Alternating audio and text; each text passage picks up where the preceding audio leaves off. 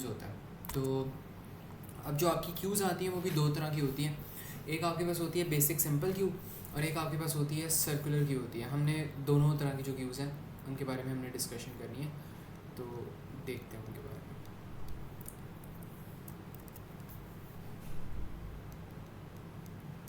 अच्छा, अब क्यूज़ में क्या होता है कि ये बेसिकली ना एक आपके पास एरे की तरह एक्ट कर रही होती है। जिस तरह आपके पास ये होता है स्टैक होता है, स्टैक बेसिकली वर्टिकल एरे की तरह एक्ट कर रहा होता है। और ये किस तरह एक्ट कर रहा था, ये आपके पास ना एक्ट कर रहा था एक हॉरिजॉन्टल एरे की तरह एक्ट कर रहा होता है। और इसमें क्या होता है, इसमें कुछ जो इसके फीचर्स हैं वो हम देख लेते हैं। इसके अंदर दो पॉइंटर्स होते हैं। स्टैक में हमने पढ़ा था कि हमारे पास एक पॉइंटर होता है जो कि कहाँ पे पॉइंट कर रहा होता है, जो भी नेक्स्ट पोजीशन होती है जहाँ पे आपने डेटा को स्टोर करवाना होता है वहाँ पे पॉइंट कर रहा होता है। लेकिन जो हमारी क्यू होती है, क्यू के अंदर दो पॉइंटर्स होते हैं। तो यहाँ पर आप कह लो 2 पॉइंटर्स,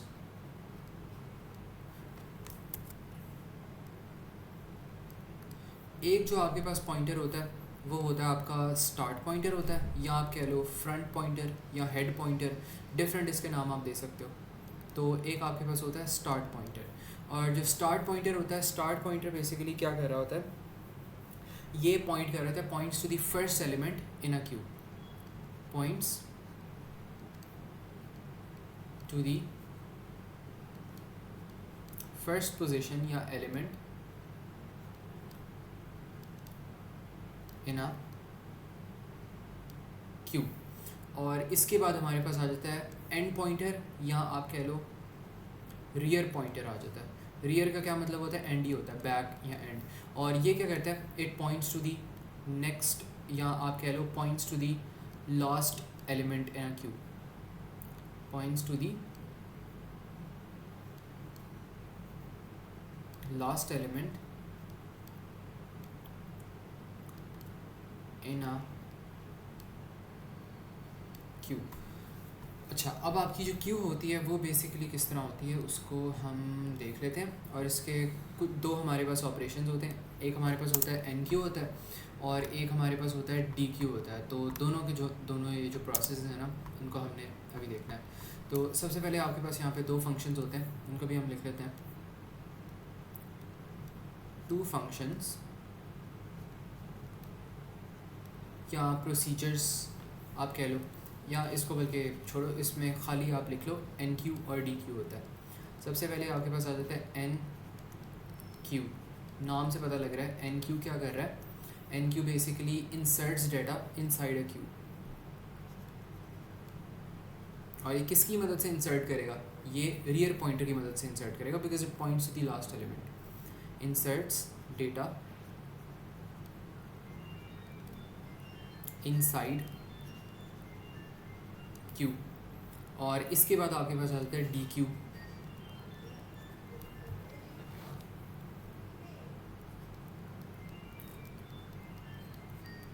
और डी क्यू क्या करता है, removes data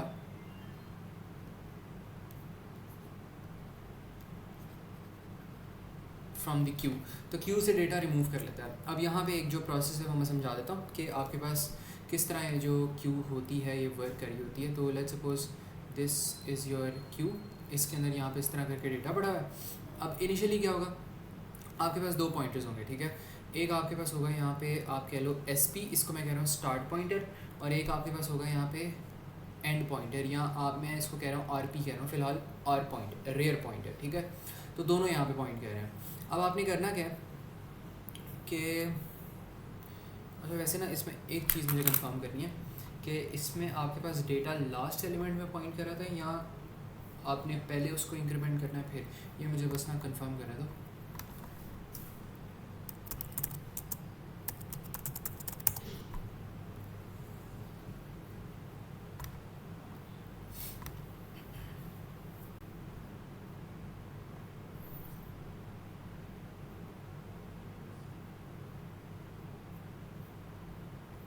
front rear and पे वैसे पॉइंट कर रहा है, एंड पे पॉइंट करेगा, फिर हम उसको बढ़ा देंगे। ओके,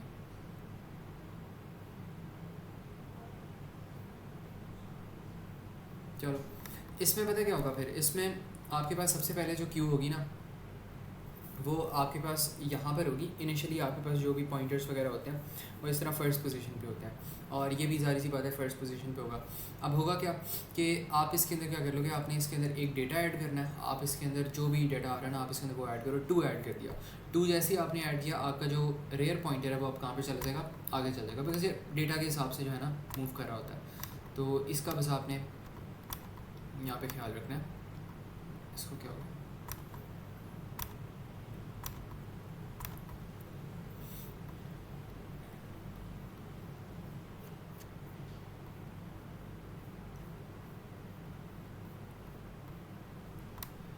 ठीक है। तो यहाँ पे जैसे ही आपने क्यू के अंदर कुछ एंटर किया, ये जो आपका आरपी होगा ये यहाँ पे मूव कर देगा। आप इसके अंदर कुछ एंटर करोगे, ये जो आरपी होगा अब ये कहाँ पे मूव कर जाएगा, अब ये और आगे मूव कर जाएगा, एंड सो ऑन इस तरह आगे मूव कर देगा। अभी पता नहीं कोई इसको मसला हो रहा है। अच्छा,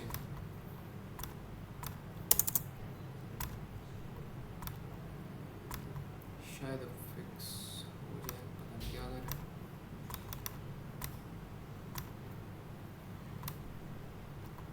अब दोबारा आपने कोई डेटा एंटर करना है, वो आगे यहाँ पे मूव कर देगा। अब यहाँ पर आप डेटा एंटर कर सकते हो, कुछ भी एंटर कर दो, 6 एंटर कर दो लेट्स सपोज। फिर आपने क्या करना है, आपने जैसे 6 एंटर किया, ये दोबारा से आगे चला गया, प्लस प्लस हो गया। फिर आपने क्या कर दिया, आपने यहाँ पे 5 एंटर कर दिया। अब ये दोबारा से आप इसके अंदर कुछ एंटर करोगे तो फिर आप इसको क्या कर सकते हो, आगे मूव कर सकते हो। अब इसके अंदर लेट्स सपोज आप एंटर कर दो -2, ठीक है। अब आपने करना क्या, अब यहाँ पे हमने SP को देखना है कि रिमूव किस तरह करना है। DQ को रिमूव करोगे तो पता क्या होगा, आपके पास ये जो स्टार्ट पॉइंटर है ना, ये बस आगे को मूव कर जाएगा, और जो पिछले वाला आइटम है ये आपके पास क्या हो जाएगा, ज़ाया हो जाएगा। अब आपके पास मसला पता क्या आता है, DQ भी हमने देख लिया, NQ भी हमने देख लिया। ये मुझे बताओ, ये चीज़ समझ आई है, प्रोसेस हो क्या रहा है, वही सेम प्रोसेस है।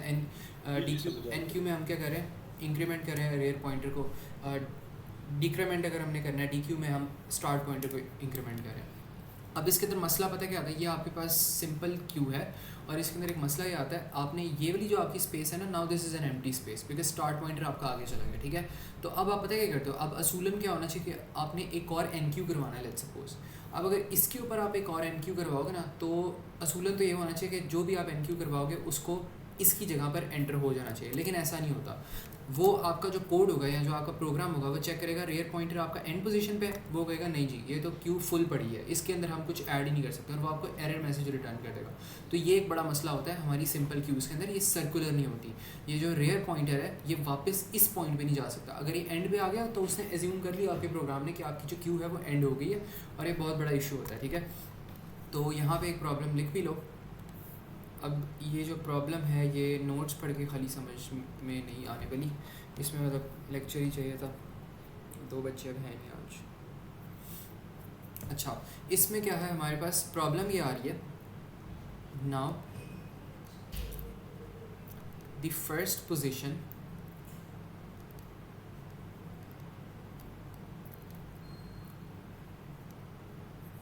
Is empty, but since the R pointer is at the end,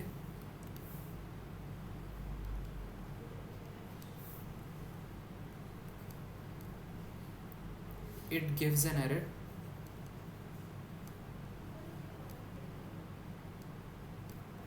error of Q full। तो सोल्यूशन क्या है यहाँ पे,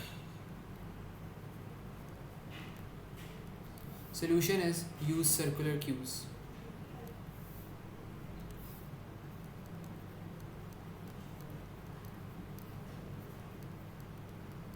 तो यहाँ पर आपने क्या करना है, जो सर्कुलर क्यूज़ आ रही है ना वो आप यहाँ पे यूज़ कर लो, और आपका जो मसला है ना वो यहाँ पे हल हो जाएगा। तो दिस इज अच्छा, तो उसमें ये है ना कि स्टार्टर जब आगे जाता है हाँ तो जगह जो पीछे ली वो रह जाती है, फिर यही होता है। लूप नहीं बनता बेसिकली। हाँ, लूप नहीं बनता इसके अंदर, बस ये मसला आ रहा था। जो सिंपल क्यूज़ होती है ना, स्टार्ट पॉइंटर आगे जाता है, हमने पता क्या करना था, अब रेयर पॉइंटर जो है ना हमारा जो एंड पॉइंटर है उसके हिसाब से हम डेटा इंसर्ट कर रहे हैं।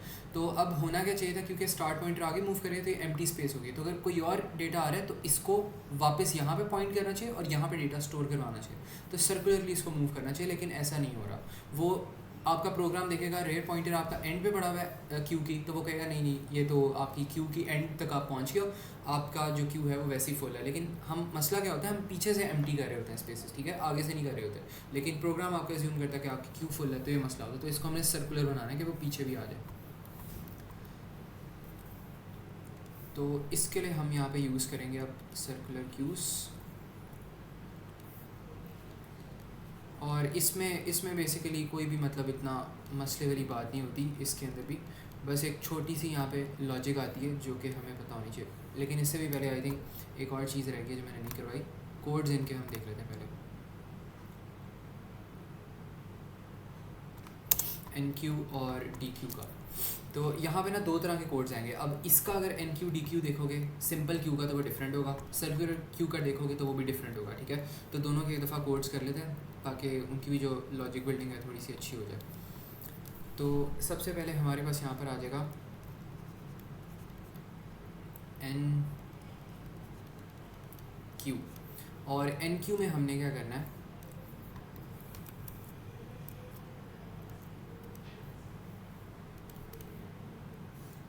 एन क्यू में ना हमारे पास अगर हम फंक्शन को देखें तो सबसे पहले तो हमारे पास डेटा की हेडिंग आएगी।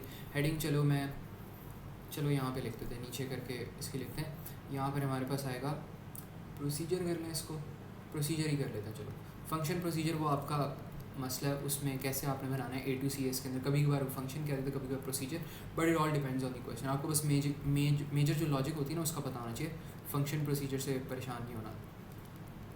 तो यहाँ पर एन क्यू आ गई आपकी, और इसके अंदर आपके पास आ जाएगा कोई भी पैरामीटर, आप कह लो नंबर, और ये आपके पास हो जाएगा इंटीजर, ठीक है। तो इसके अंदर अब आपने क्या करना है, आपने डेटा इंसर्ट करना है। किस तरह हम यहाँ पे डेटा इंसर्ट करवा रहे थे, पहले आपने डेटा इंसर्ट करवाया, फिर आपने क्यू को प्लस प्लस किया। तो यहाँ पर आप कर रहे थे इनपुट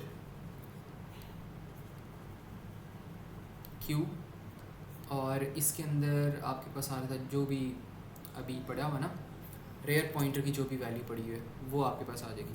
तो ऐसे कर देना आपने, और बाद में आपने क्या करना है, आपने रेयर पॉइंटर को प्लस कर देना, तो यहाँ पे ये हो जाएगा।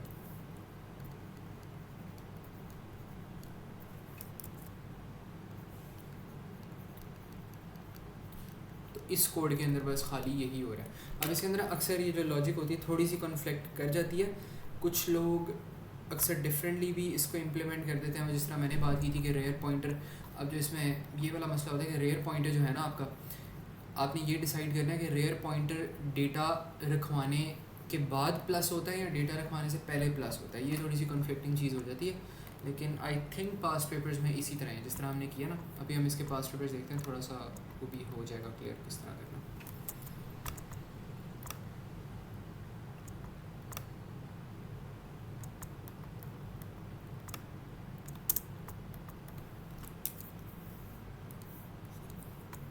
अच्छा ये चीज़ होगी। अब इसके बाद आ जाएगा यहाँ पे डी क्यू हमारा, वो भी बिल्कुल वही वाली लॉजिक है। इसमें तो बल्कि कुछ करना भी नहीं, ना कोई पैरामीटर आ रहा है ना कुछ, बस सिंपल हमने यहाँ पे लिखना है प्रोसीजर,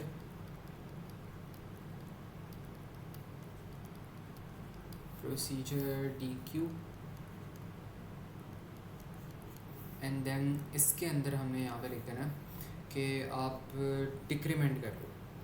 डिक्रीमेंट कुछ हमने हटाना तो है नहीं, बस डिक्रीमेंट ही करना। तो यहाँ पे हो जाएगा S P equals to S P minus one, that's it. और अगर रिटर्न करवाना है कोई चीज़, जो चीज़ आपने निकाली है, तो उसको आप इसको फंक्शन बना के आप उसको रिटर्न भी करवा सकते हो, वो आप पे डिपेंड करता है, ठीक है। तो ये हो गया डी क्यू हमारे पास। इसके बाद आपके पास आ जाए सर्कुलर क्यू। सर्कुलर क्यू भी बिल्कुल वही चीज़ है, बट उसके अंदर बस हमने आर पी के साथ कुछ हमने खेल खेला। तो मैं यहाँ पे पता क्या करूँगा, अब यहाँ पे मसला क्या आ रहा था, इस मसले को ना हमने देखना। तो यहाँ पे मसला क्या आ रहा था कि वो वापस नहीं जा रहा था, आपका जो आरपी था वो वापस नहीं आ रहा था। अब मैं क्या चाहता हूँ सर्कुलर क्यूज़ के अंदर मैं इसको वापस भेजना चाहता हूँ, लेकिन मैं किस कंडीशन पे वापस भेजूँगा? सबसे पहली कंडीशन, अगर आरपी ने वापस जाना है तो पहली कंडीशन तो ये होनी चाहिए, ज़ाहिर सी बात है आरपी को एंड पे होना चाहिए। अगर आरपी आपका एंड पे पड़ा है, रेयर पॉइंटर आपका एंड पे पड़ा है, तभी वो वापस घूम के फर्स्ट पोजीशन पे वापस आ सकता है। बिकॉज ज़ाहिर सी बात है जब तक वो यहाँ पे एंड पे नहीं आएगा तो यहाँ पर एम्प्टी स्पेसेस पड़ी हैं, तो वो यहाँ पे आप उसको इंक्रीमेंट कर सकते हो, ठीक है। तो ये हो सकता है। अच्छा, इससे याद है कि इसके अंदर आई थिंक और भी चीज़ें आएंगी, input queue R P equals to R P, इसके अंदर भी कुछ और आएगा। इसके अंदर हमने वो भी तो चेक करनी थी कि क्या हमारे पास लेंथ एक्सीड तो नहीं होगी। तो यहाँ पर आप चेक करोगे कि जब तक आपके पास वो एक्सीड नहीं ना होगी ना लेंथ, तब तक आप इसको बढ़ा सकते हो। तो यहाँ पर आप लिख लो कि इफ़ लगेगा मेरे ख्याल में यहाँ पे कोई, if R P is not equal to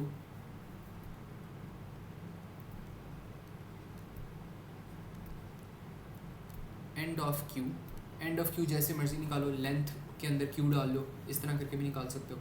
तो फिर आपने क्या करना है, फिर आपने ये जो सारा प्रोसीजर है ना ये आपने यहाँ पे कंप्लीट करना है, और यहाँ पर आपके पास आ जाएगा एंड इफ़, ठीक है। तो if it is not end of Q, मतलब अभी एंड नहीं है, तो फिर आप इसको कर लो, सिंपल क्यू चल जाएगी।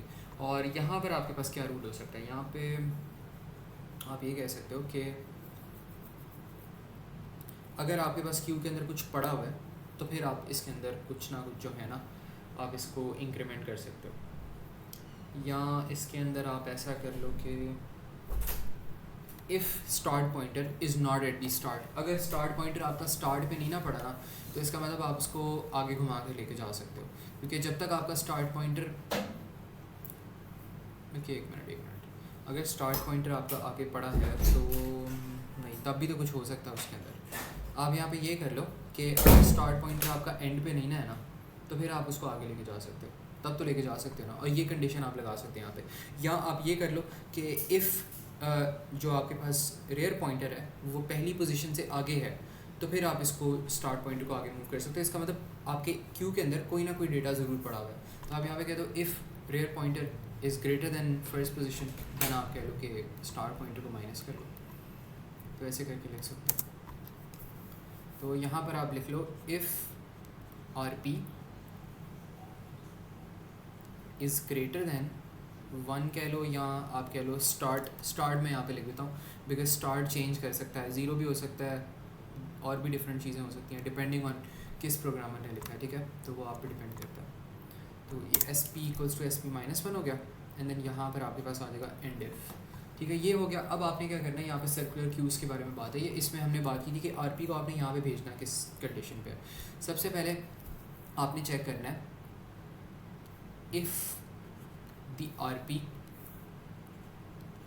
Is at the end, if the RP is at and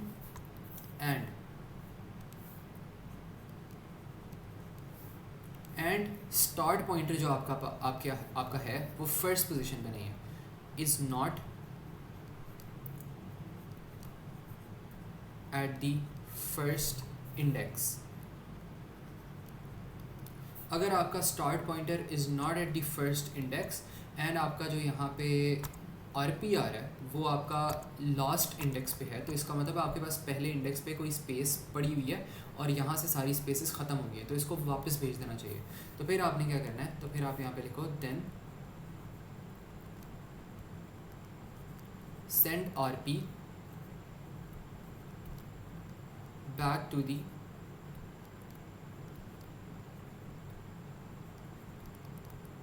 first position, ठीक है। तो ये हमारे पास ना यहाँ पे लॉजिक लगेगी, logic for the circular queues, ठीक है। तो ये चीज़ समझ आई मुस्तफ़ा कि अगर आरपी आपका एंड पे पड़ा हुआ है और एसपी आपका पहली पोजीशन पे नहीं है, कहीं पर भी हो सकता है, तो आपने आरपी को वापस भेज दिया। जैसे इसमें SP5 है, तो पीछे वो 2 खत्म हो गया ना हमारे पास। हाँ 2 हमारे पास ख़त्म हो गया, उसको ऑल्दो लिखा हुआ है लेकिन वो ख़त्म हो गया, एम्प्टी स्पेसेस है। पॉइंटर्स की सारी गेम होती है यहाँ पे, पॉइंटर्स की वजह से डेटा आ रहा होता है और ये सब हो रहा है, ठीक है। तो यहाँ पे अगर हमने कोड लिखना है तो इसमें हम अगर NQ लिखें ना तो हम NQ के अंदर एक और कंडीशन लगा सकते हैं कि if RP is not end of queue, then आप यहाँ पे एंड पॉइंटर कर लो, और या इसके बाद आप एक और, बल्कि एक इसकी थोड़ी सी बेहतर कंडीशन मुझे सोचना दो क्या हो सकती है।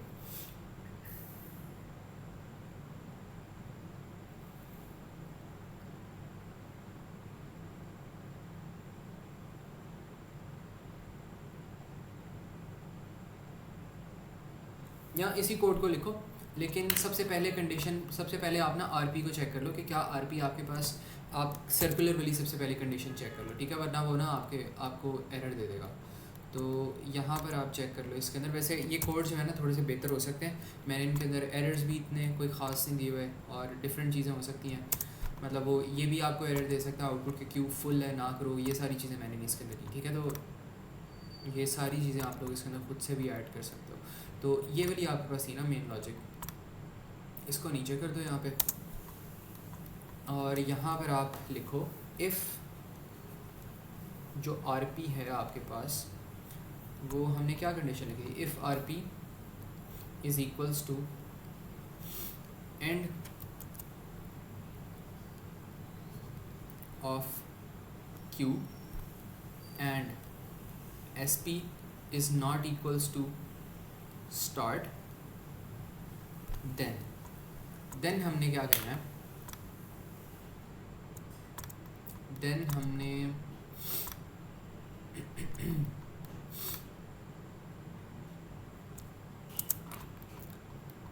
देन हमने ना आरपी की जो वैल्यू है वो हमने वापस असाइन कर देनी है ज़ीरो को असाइन कर दो, 1 को असाइन कर दो, ये आप पे डिपेंड करता है, लेकिन नॉर्मली वैसे ज़ीरो ही हो रहा था तो इसलिए मैंने ज़ीरो लिख दी, ठीक है। ये चीज़ कर लो। फिर आप यहाँ पे चेक करो if RP is not at the end of the queue, then आपने क्या करना है, आपने जो इनपुट है ना वो यहाँ पे फाइनली लिखवा देनी है। तो ये आप कर दो इनपुट दिस, और एल्स में आप इसको कर दो, एल्स में भाई आउटपुट फुल है, ठीक है। तो यहाँ पर आप कह दो else output Q full.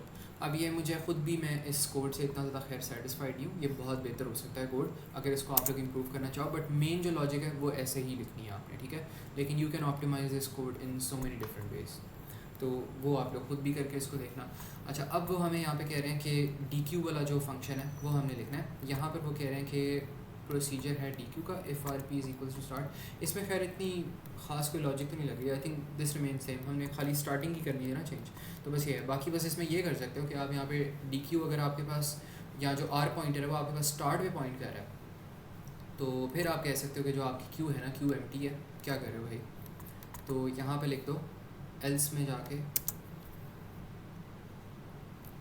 Else output Q empty, ये चीज़ मैंने ऊपर नहीं लिखी थी, ठीक है। तो इस तरह करके आप ना सर्कुलर क्यू अपनी इंप्लीमेंट कर सकते हो, और मोस्टली वो सर्कुलर क्यूज़ के अच्छा, बारे में क्यू पूछ के रहा बीच में कोई एक्टिव वैल्यू हो सकती है हमारे पास? इसकी कोई क्या वैल्यू हो सकती है, किसकी वैल्यू कह रहा हूँ एचपी और आरपी के बीच में कोई एम्प्टी वैल्यू हो सकती है, एम्प्टी ब्लॉक? एम्प्टी ब्लॉक नहीं, एम्प्टी ब्लॉक नहीं होता, उसके अंदर कुछ ना कुछ पड़ा ही होता है। तो इस 2 की बात कर रहे थे ना, मुझे एचपी से पीछे 2 है, उस तरह कुछ होता है कि बीच में नहीं? अच्छा एक मिनट, मैं समझा नहीं क्वेश्चन। यहाँ पे तुम कह रहे हो कि ये जो 2 है ये 2 एम्प्टी हो या क्या हो, समझा नहीं, दोबारा से समझाओ।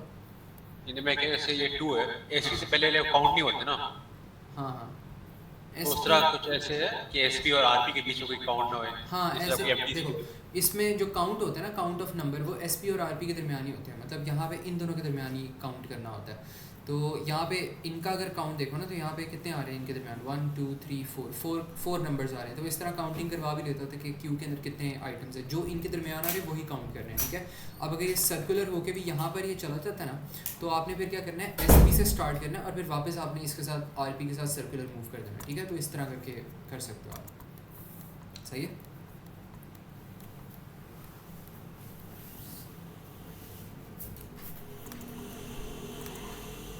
अच्छा, इसमें ना एक और चीज़ होती है कि आपके पास अगर एस पी और आर पी जो हैं वो एक जगह पे पॉइंट कर रहे हैं ना, मतलब एस पी भी एक इंडेक्स पे पॉइंट कर रहा है, आर पी भी एक इंडेक्स पे पॉइंट कर रहा है, तो फिर आप कह सकते हो आपकी जो क्यू है ना वो फुल है। तो ये भी एक कंडीशन होती है जो कि वो अक्सर एग्जामिनर ने पूछा होता है। इसके खैर बहुत ज़्यादा सवाल हैं, तो इसके मुझे आराम से मिल जाएंगे, इसके हम देखते हैं सवाल आज 8:30 पे क्लास कॉल की थी ना।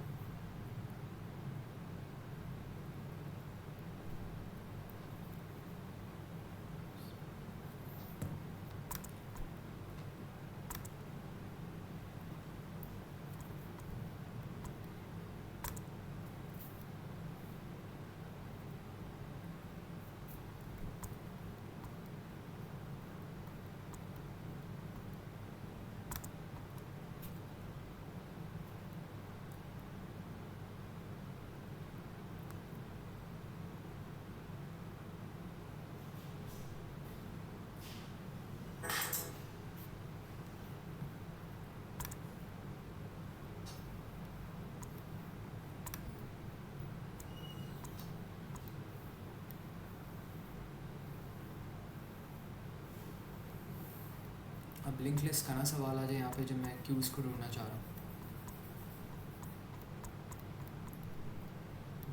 कहाँ पे गया है रिजल्ट डॉट टीएक्सटी।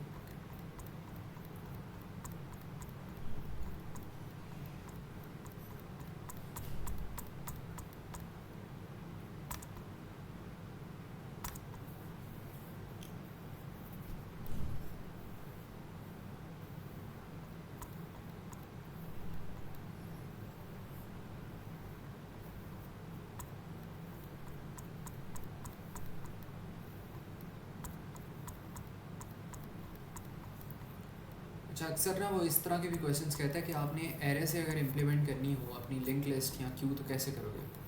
तो आसान सा सवाल है। अगर आपने एरे के थ्रू करनी है, एरे जो वर्टिकल एरे होता है वो आपके पास बन जाता है स्टैक, हॉरिजॉन्टल जो एरे होता है वो आपके पास क्यू बन जाती है। बस पॉइंटर्स वगैरह आ रहे होते हैं वो आपको बनाने पड़ते हैं, वो खुद से भी आप बना सकते हो।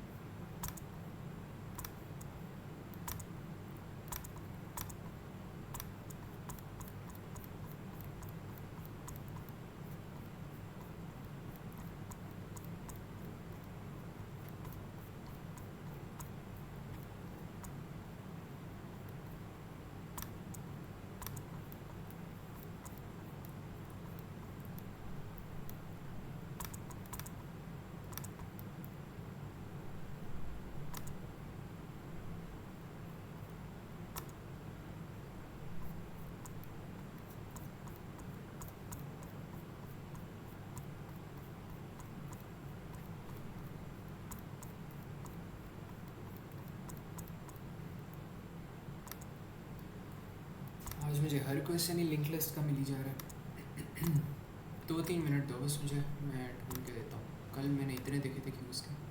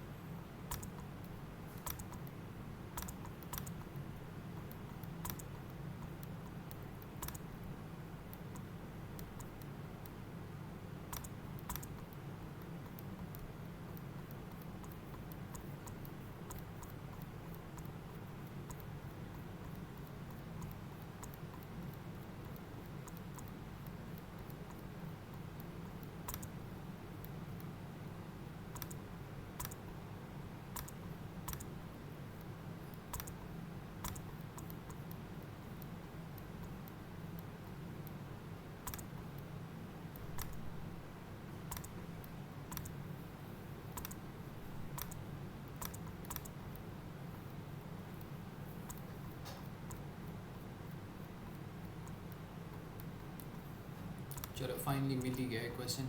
ये अच्छा क्वेश्चन है, इसको देखते हैं।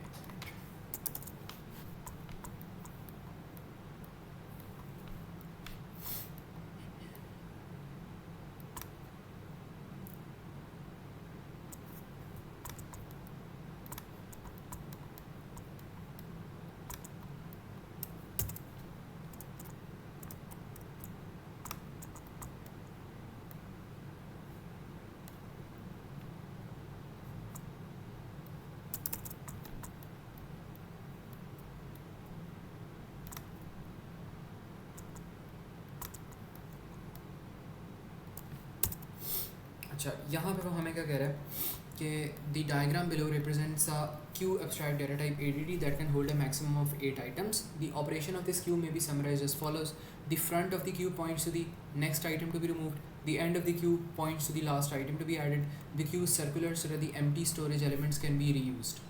अब वगैरह describe how the octopus is added to the given queue. तो ऑक्टोपस को हमने गिवन क्यू में ऐड किस तरह करना है, उसमें आपने ये करना है कि आप सबसे पहले ये जो आपके पास end of the queue pointer आ रहा है, इसको आप सबसे पहले इंक्रीमेंट कर लो।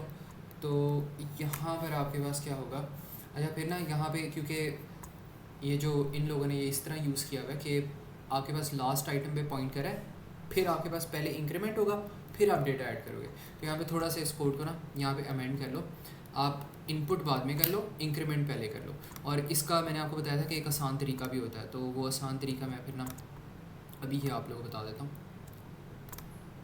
वो ये होता है कि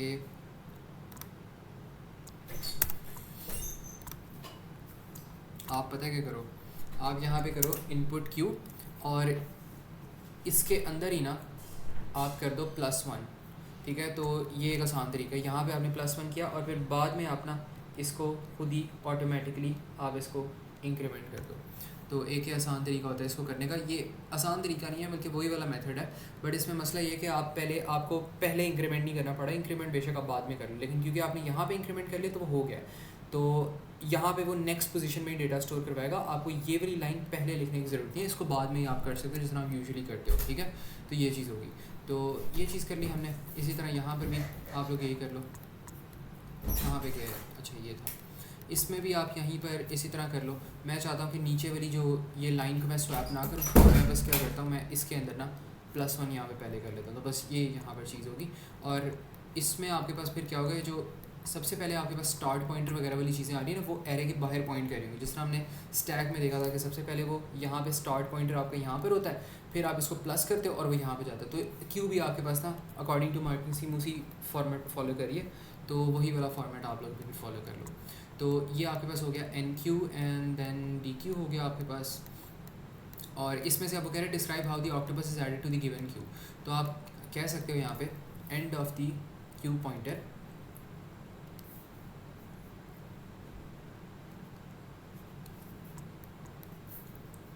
end of the q pointer points to the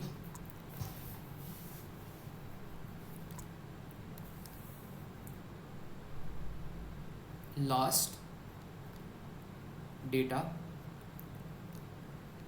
item, आप कह लो it is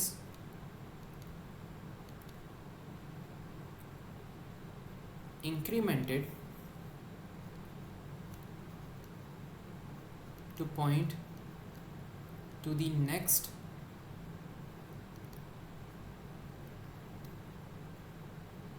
available space, and then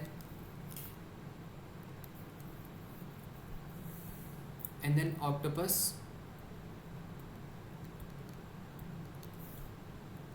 is inserted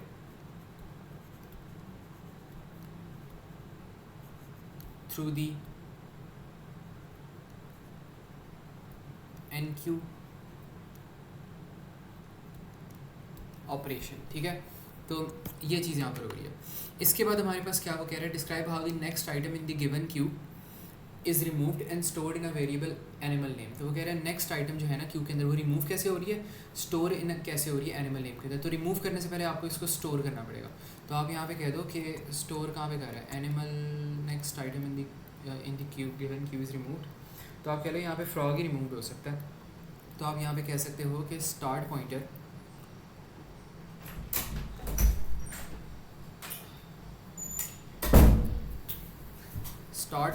points to the first item, या to the आप कह लो start pointer points to the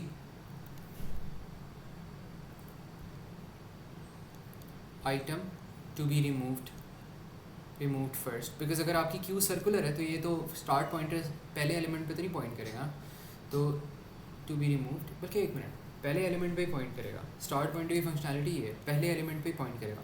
तो आप यहाँ पे लिख लो it points to the start item, ये बिल्कुल दुरुस्त बात है, points to the start item और the first item store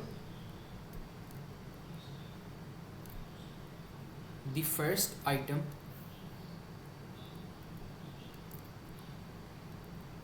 content या value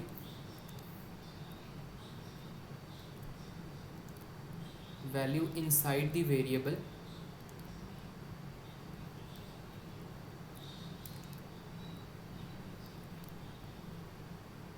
variable animal name, and then increment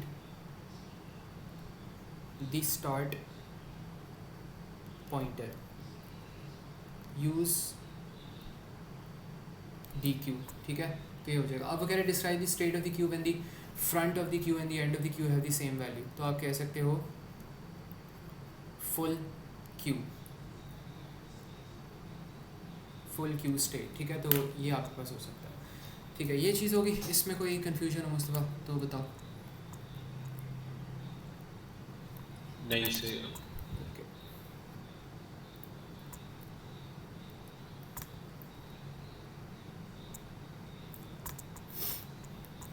अच्छा ये चीज़ होगी हमारे पास। इसके बाद वो बी पार्ट में हमें क्या कह रहा है, some operations are carried out on the original queue in the given part A, the current state of the queue is this, complete the diagram to show the state of the queue after the following operation. Add wasp add करनी है आपने। तो wasp अगर add करोगे तो आपका जो start pointer है वो पहले इंक्रीमेंट होगी यहाँ पर आएगा, और फिर यहाँ पर आपके पास क्या आ जाएगी, वास्प आ जाएगी। फिर आपने क्या करना है, बी ऐड करनी है। तो बी ऐड करोगे तो आपका स्टार्ट पॉइंटर यहाँ पर आ जाएगा, और फिर यहाँ पर आ जाएगी बी। फिर बी के बाद आपने क्या ऐड करना है, आपने माउस ऐड करना है। तो स्टार्ट पॉइंटर आपका यहाँ पर आ जाएगा, यहाँ पर आपके पास आ जाएगा माउस, और आपके पास देन रिमूव 2 डेटा आइटम्स। तो आपके पास स्टार्ट पॉइंटर पहले कहाँ पे था, यहाँ पर था, रिमूव करना है। फिर स्टार्ट पॉइंटर को यहाँ पर लेकर आओ, फ्रॉग रिमूव हो गया। फिर कैट को रिमूव कर दो, स्टार्ट पॉइंटर यहाँ पर आ जाएगा। पिछले वाले जो भी पार्ट्स आ रहे हैं उनको रिमूव कर दो। रेयर पॉइंटर आपके पास ये फाइनल पोजीशन है स्टार्ट पॉइंटर की, ये पॉइंटर्स की पोजीशन दिखाना बहुत ज़रूरी है, ठीक है। बाकी फ्रॉग कैट को नहीं रिमूव करना, उनको कट भी मत करना, तो ये आपके पास पोजीशन होगी, ठीक है ना। कोई इसमें कन्फ्यूजन हो बता दो। दोबारा एक्सप्लेन कर दे आपकी क्या कहते हैं, वॉइस कट थी। एक मिनट। अच्छा, इसमें हमने पता है क्या किया, इसमें वो कह रहे हैं कि हमने वास्प को ऐड करना है, बी को ऐड करना है, माउस को ऐड करना है, एंड देन 2 डेटा आइटम्स को रिमूव करना है। तो इनिशियली जो हमारा स्टार्ट पॉइंटर था वो कहाँ पे था, वो यहाँ पे पॉइंट कर रहा था, जो रेयर पॉइंटर था वो यहाँ पे पॉइंट कर रहा था एल के ऊपर, लास्ट आइटम है ना। आपने वास्प ऐड की, रेयर पॉइंटर यहाँ पे चला गया, फिर आपने बी ऐड करनी है, रेयर पॉइंटर यहाँ पे जाएगा और बी यहाँ पे ऐड करेगा, फिर आपने माउस ऐड करना है, रेयर पॉइंटर यहाँ पर जाएगा और माउस ऐड कर लेगा, तो फाइनल रेयर पॉइंटर की जो पोजीशन होगी वो फिर ये हो जाएगी, ठीक है। और आपने क्या करना है, सबसे पहले जो स्टार्ट पॉइंटर है वो यहाँ पे पॉइंट कर रहा है, आपने पहले आइटम को रिमूव करना, स्टार्ट पॉइंट यहाँ पे आ जाएगा, दूसरा आइटम को रिमूव करना, स्टार्ट पॉइंट यहाँ पे आ जाएगा, तो ये इन दोनों की फाइनल पोजीशन हो जाएगी। पॉइंटर्स की फाइनल पोजीशन दिखाना बहुत ज़रूरी होता है, तो ये चीज़ होगी हमारे पास। इसके बाद वो क्या कह रहे हैं कि रिमूव वन आइटम, और ये सब करो, ये तो बहुत आसान क्वेश्चन।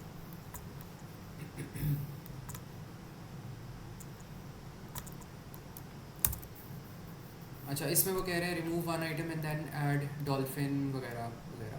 तो फ्रंट पॉइंटर आपका यहाँ पर है, रिमूव करोगे वास्प के ऊपर चला जाएगा। मैं पहले इसमें देख लेता हूँ, पहले आपका जो फ्रंट पॉइंटर है वो अब यहाँ पर आ जाएगा, ठीक है।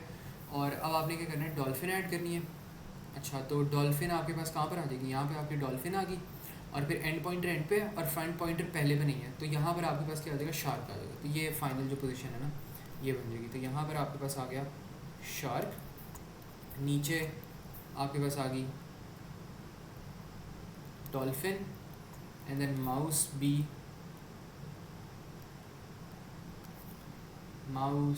एंड देन वास्प पे आपका जो फ्रंट पॉइंटर है ना वो यहाँ पे पॉइंट कर रहा है, तो ये हो जाएगा फ्रंट पॉइंटर एफ क्यू, जो भी मतलब इसका नाम है फ्रंट पॉइंटर ये हो गया। एंड पॉइंटर जो है वो कहाँ पे पॉइंट कर रहा है, सबसे टॉप पे।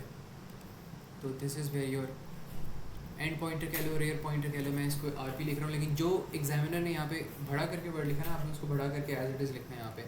ये चीज़ कर ली। शार्क के बाद आपके पास क्या आ रहा है, कैट फिश है, तो वो भी यहाँ पे लिख दो। तो ये आपके पास हो गया cat fish and then elk.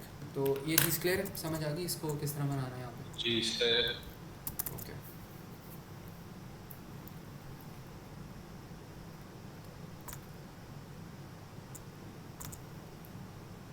बताओ। कितनी देर की? 8 मिनट, फिर उसके बाद एक और है। फौरन?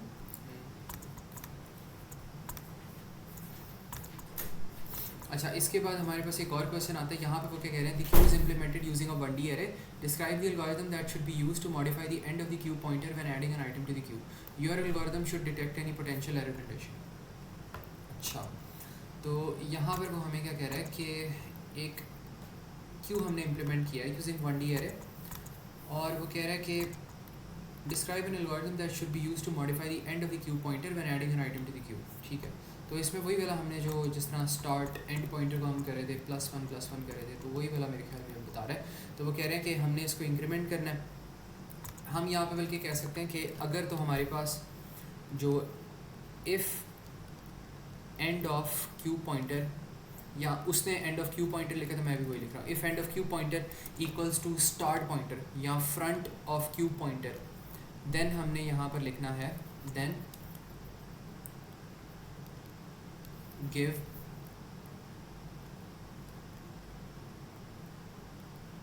error message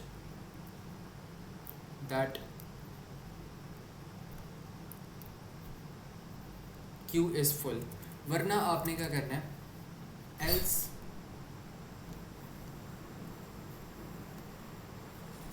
increment end of queue pointer and add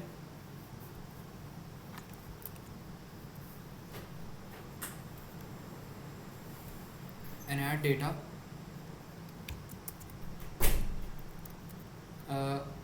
to the next position। और इसमें फिर आप लिख लो if end of queue pointer is at the end and the start pointer या एफ ओ क्यू जो इसने क्वेश्चन में जिस तरह रेफरेंस दिया हुआ है front of queue pointer is not at start then initialize end of queue pointer with 0 and make it circular. अब इसको बेहतर ज़रूर बना सकते, मैंने यहाँ पे इफ़ कंडीशन लगाई हुई है, ये सब कुछ लगाया हुआ है, तो इनको आप थोड़ा सा ना कोडिंग को हटा के थोड़ी सी इंग्लिश अच्छी बस इसकी लिख रहे ना 3 पॉइंट इस तरह पूरे। जो पहला पॉइंट हमने लिखा है and of Q, Q full होने का ये नहीं होता कि एंड ऑफ क्यू के आगे कोई जगह ना हो, is equal to F of queue, क्या मतलब है इसमें का ये मतलब है कि अगर एंड ऑफ क्यू पॉइंटर आपका फ्रंट ऑफ क्यू पॉइंटर के इक्वल्स टू आ गया ना, तो इसका मतलब क्यू आपकी फुल होगी। कैसे इसको हम देखते हैं। देखो अगर आपके पास यहाँ पे ये जो सर्कुलर क्यू थी ना, सर्कुलर क्यू में अगर आपके पास ऐसा हो रहा कि आपके पास ये एम्प्टी स्पेस है, ठीक है, अब आपने लेट्स सपोज यहाँ से इसको हटाया और आप इसको कहाँ पे लेकर आ गए, आप इसको यहाँ पर लेकर आ गए, ठीक है, यहाँ पे आपने कर लिया। अब आपने क्या करना है, अब आपने दोबारा इसके अंदर ना कुछ एंटर करना है। यहाँ आपने इसके अंदर कोई और जो चीज़ है ना वो आपने एंटर करनी है। तो जैसे ही आप इसके अंदर कोई और चीज़ ऐड करोगे ना, अब ये कहाँ पर आ जाएगा भला, अब ये यहाँ पर आपके पास रेयर पॉइंटर पे आ जाएगा। तो आप यहाँ पे कहोगे अगर rear pointer equals to start pointer, इसका मतलब आपके पास कहानी खत्म होगी है। स्टार्ट पॉइंटर भी आपके पास पहली वैल्यू पे पॉइंट कर रहा है, रेयर पॉइंटर भी पहली वैल्यू पे पॉइंट कर रहा है, तो इसका मतलब क्यू आपकी फुल हो गई है, ठीक है। तो अब आप कुछ नहीं एंटर कर सकते। तो ये इसका मतलब होता है। ये चीज़ समझ आई मुस्तफा क्या नहीं? जी सर, ठीक है। तो इस वजह से हम इसको लिखते हैं कि अगर आपका रेयर पॉइंटर स्टार्ट पॉइंटर पे वापस आ गया ना, तो वो दोनों चीज़ें जो हैं फुल हो जाएंगी, ठीक है। बाकी इसके जो वर्कशीट है होपफुली मैं कल तक अपलोड कर दूँगा। फिर इसकी जो पास्ट पेपर क्वेश्चन होंगे वो साथ करते रहो, नोट्स भी मैं भेज रहा हूँ। और फिर नेक्स्ट जो लेक्चर होगा उसमें लिंक लिस्ट ख़त्म करेंगे, फिर हम बस पास्ट पेपर्स ही करने हैं हमने P2 के। बाकी P1 का ये है, P1 में जो नोट्स वगैरह हैं वो तो मैं सेंड कर दिया करूँगा और वर्कशीट भी मैं उसकी अपलोड कर दूँगा, बिकॉज P1 पे भी मैंने मूव करना है। लेकिन उसमें यह है कि मैं टास्क असाइन किया करूँगा आप लोगों, आपको खुद से अपने ऊपर कर लिया करो, और वो मेरे ख्याल में आप कर भी रहे हो खुद ही, तो वो कर लेना P1 उस तरह कवर। फिर अगर कोई इशू आए या उसमें कोई लॉजिकल चीज़ समझनी हो, कंसेप्चुअल चीज़ समझ रही हो, ना समझ आ रही हो, वो फिर मेरे पास आना, वो फिर हम क्लास में डिस्कस कर लेंगे। बट मैं चाहता हूँ P1 पे इतना टाइम ना वेस्ट हो, बिकॉज वो खुद से भी बंदा अगर करे हो जाता है।